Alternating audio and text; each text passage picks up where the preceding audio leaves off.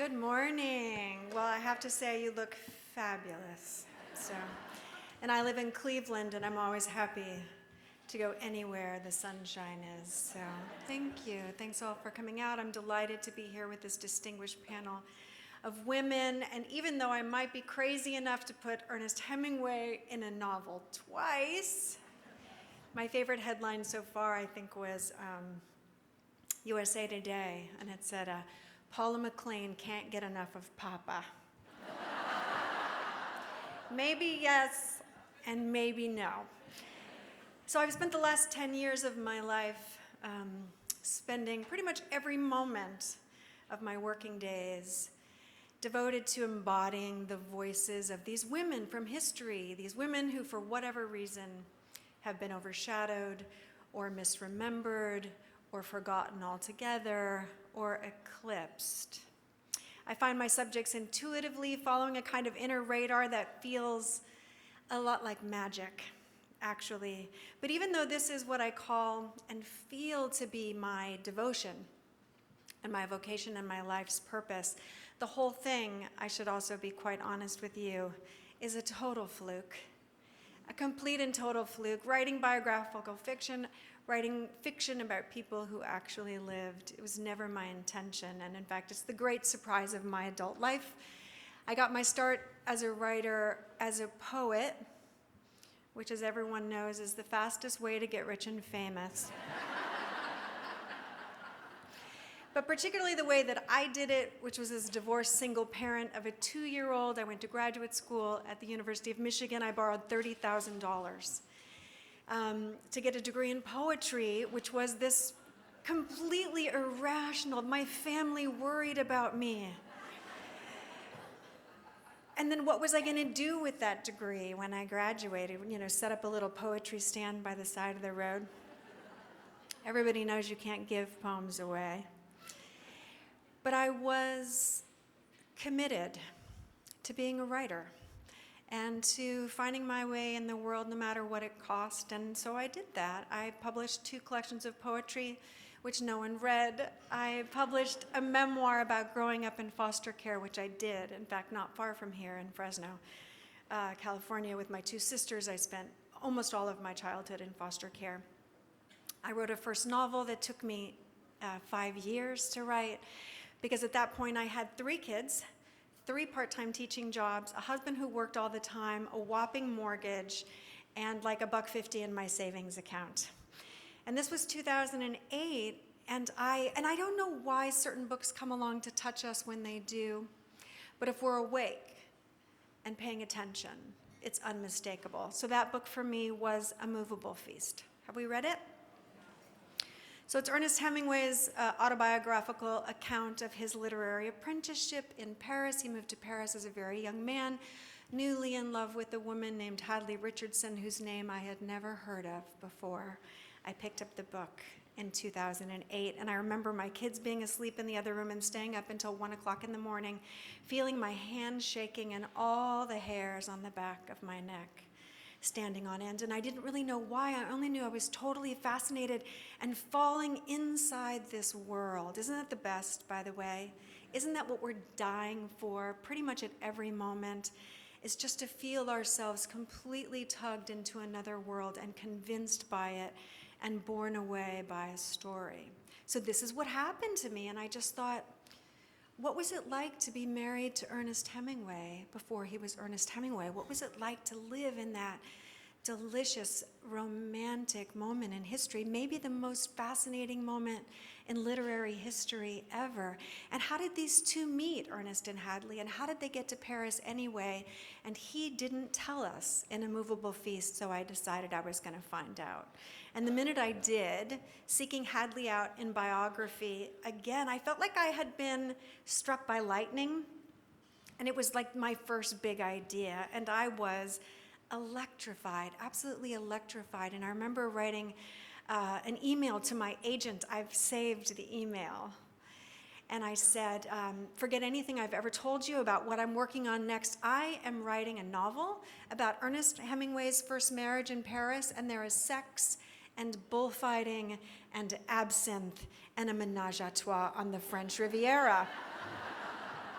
And she wrote back in like 20 seconds and said, "Oh my God, yes, you are going to write that book." And then she said, "Write it as fast as you can." Write it as fast as you can. Well, I felt that too. But it had taken me 5 years to write my first novel, and I just thought, if this book takes me 5 years, I'm literally going to die. I'm going to die. So I went to my husband and I sat him down, and God bless him, he's my ex-husband now, but God bless him anyway. And I said, I've just had the idea of my life, of my creative life, and I'm literally going to die if I don't write this book, like right now. And he said, well, we can't have that, because who will take care of these children? And he did this magnificent thing. He went to the phone and he called his mother, and he borrowed money so that I could quit all 3 of my teaching jobs and sit in a Starbucks near my house in Cleveland Heights and write my face off. And this is my favorite story about the Paris wife. What is the furthest thing away from a Parisian cafe you can possibly get?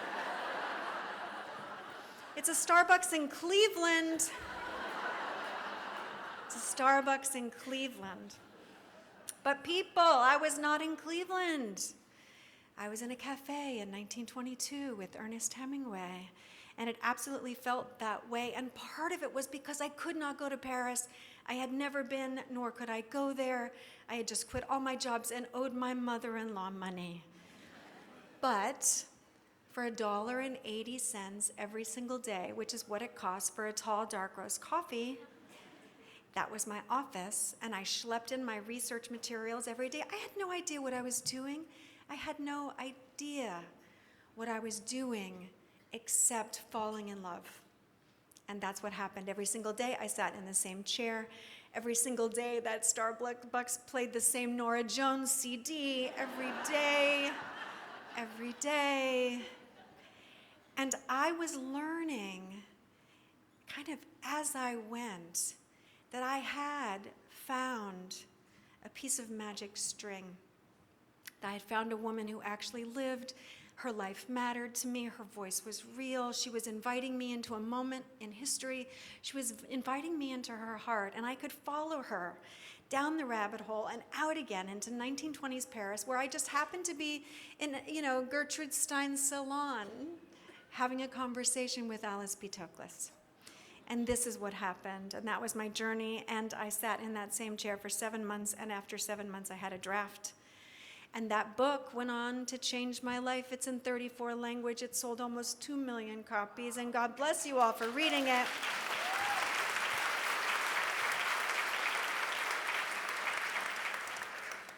But I'm still surprised, and I think the power of Hadley, and I meet women everywhere who come and they grab my hands and they say, oh my God, I love this book, or, I love Hadley, or I hate Hadley, or why is she such a dish rag, and why does she let him treat her that way, and I would never, et cetera, et cetera.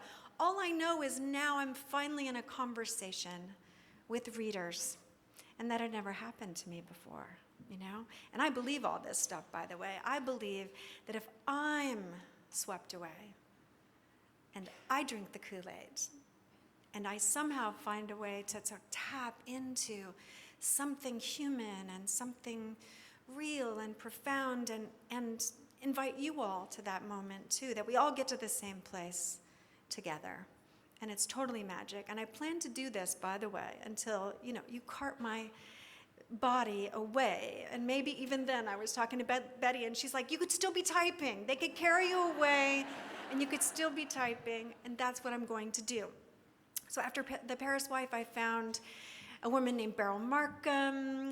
Do we know Beryl Markham? Who was the first woman to fly the Atlantic nonstop and solo in 1936. She was also involved with all the Out of Africa characters, and I'm probably not the only one in this room who's had the dream of being dressed in Ralph Lauren while Robert Redford washes my hair. I love that dream. I love that book. I loved being swept away to Africa in the 1920s. And so My latest book, Love and Ruin, is about Martha Gellhorn, who was the third wife of 4 of Ernest Hemingway. So of course I knew who she was. She was always on my radar. But I was never going to write about Hemingway because, then I'd just be a lunatic. Who would do that? Who would do that once, let alone twice? But a few years ago, I was working on another novel about another historical character, when I had the strangest dream. And I pay attention to my dreams. Do we pay attention to our dreams? The subconscious is so interesting to me. So in the dream, and I hadn't thought about Hemingway in years, quite deliberately. In the dream, I was fishing with him off the coast of Cuba in his boat, the Pilar, and we're fishing and love him, hate him, want to kill him, whatever. In the dream, he was looking really good.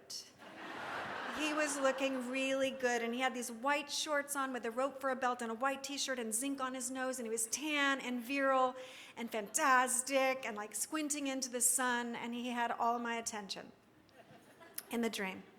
And then I noticed that there was another woman on board, and she's turned away from me looking out to sea, and as I watch, this massive marlin crests up out of the sea, and it's a technicolor dream where everything stops, and this fish kind of spins its body, twists its body, and the water droplets are flying off the fins, and everything stops long enough for the woman to reach out and put a piece of bait in the fish's mouth. And then the fish landed with a crash and took off swimming, and the entire boat spun around and took off after the fish. And in the dream, I'm thinking, what kind of woman hand feeds a marlin? And then she turned and faced me, and it was Martha Gellhorn, and her eyes locked with mine.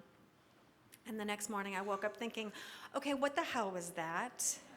What kind of a dream was that? Now, I knew about her.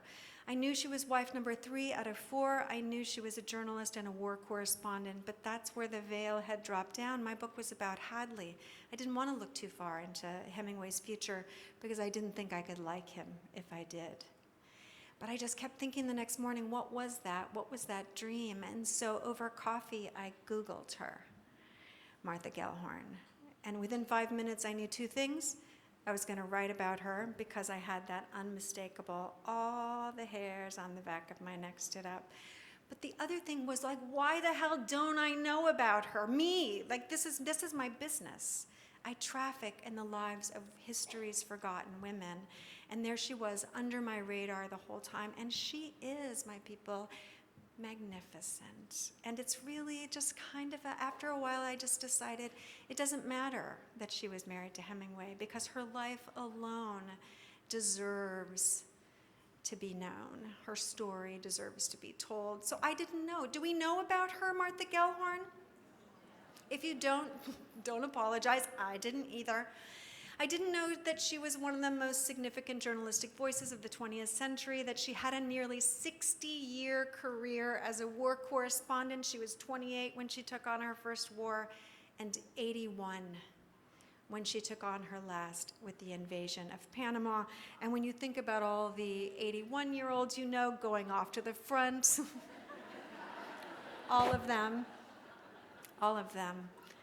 then you know something about her raw physical courage and her boldness and her thing, her zhuzh, like her magic.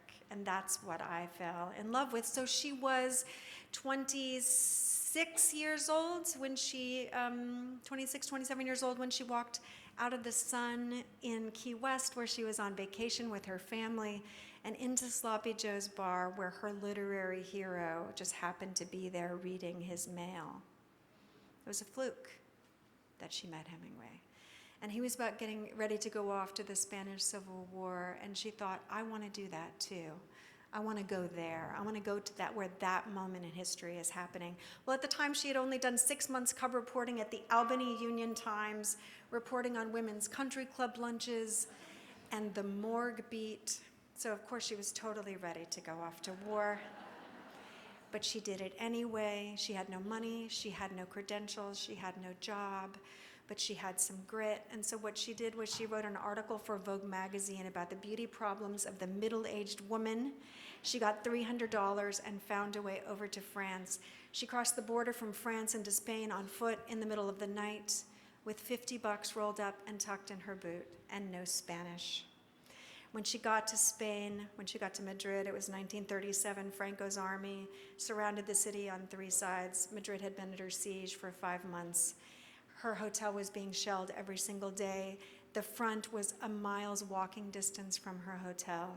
And this is where she came awake as a writer and started to learn her life's purpose, which is finding the stories of ordinary people, civilians whose lives were ripped apart by war. And if you know Martha Gellhorn now, that's her legacy as a journalist. So there she was, coming awake to her life's purpose, finding her voice as a storyteller, but also falling in love rather disastrously with my old friend. And if my books teach you anything at all, don't marry him. Marry any other guy. Not that guy. Not that guy. But she did. God bless her, she did. So when Spain fell to Franco, Hemingway decided to decamp to Cuba, which had been a long love of his life. He was leaving his marriage, and he decided that it was time to write the war novel he'd always wanted to write. And so he began For Whom the Bell Tolls, right? Which would go on to be the book of his life, which would also sell more copies than any other novel in print ever in the US, save Gone with the Wind. And here's Martha also trying to write a war novel under the same roof with one of the most celebrated men and writers who ever lived. And this is what's interesting to me. How did she hold on to herself? How did she hold on to herself, her identity, her voice? She loved her work just as much as he did. She was just as committed to her craft. And yet, what was that like? He was married 4 times. She was the only one who ever left him. She was also the only one who didn't drop everything immediately to take care of him. And so the woman that he fell in love with in Madrid, who was fierce and independent and ambitious and bold, he called her the bravest woman he ever knew. Once she was his wife, he was incredibly threatened by her. And so their love story, it reminds me of like Bogey and Bacall, right? Or Spencer Tracy and Katharine Hepburn, these 2 massive personalities that are far too much alike to ever be happy. And it's turbulent and tumultuous. One journalist in 1940, after they were married, called them a pairing of flint and steel. So that was the story that I wanted to tell. And I think the other thing that's interesting to me is the way she really needs to survive him in order to find her bigger story, her voice, and her destiny as a writer. And that's what she does in the course of this book. It was really my sincere honor to get to know this woman from the inside out. If you don't know her, I'm going to tell you one last story before I leave, because I think it's worth knowing. So they were only married for 5 years. After they divorced, she went on record to never let his name be mentioned in her presence, because she said, "I do not see myself as a footnote to anyone else's life."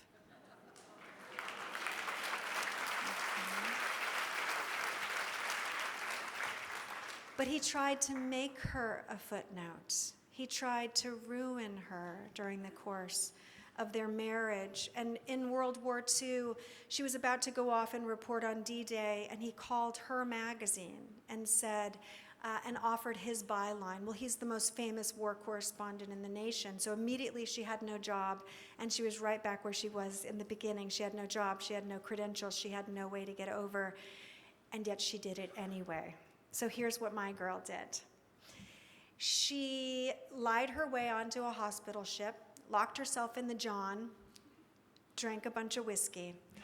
She had no idea where that boat was going. She woke up the next morning to find that she was actually on the first hospital boat to arrive at the Battle of Normandy. And while all the other journalists, hundreds of journalists, including her estranged husband, Ernest Hemingway, were off sort of in the distance watching the battle through binoculars. She went ashore on a water ambulance as a stretcher bearer, helping to recover the wounded. And that's how it was that there were 150,000 men on Omaha Beach and one woman, Martha Gellhorn. So that's my lady, my people. That's my lady.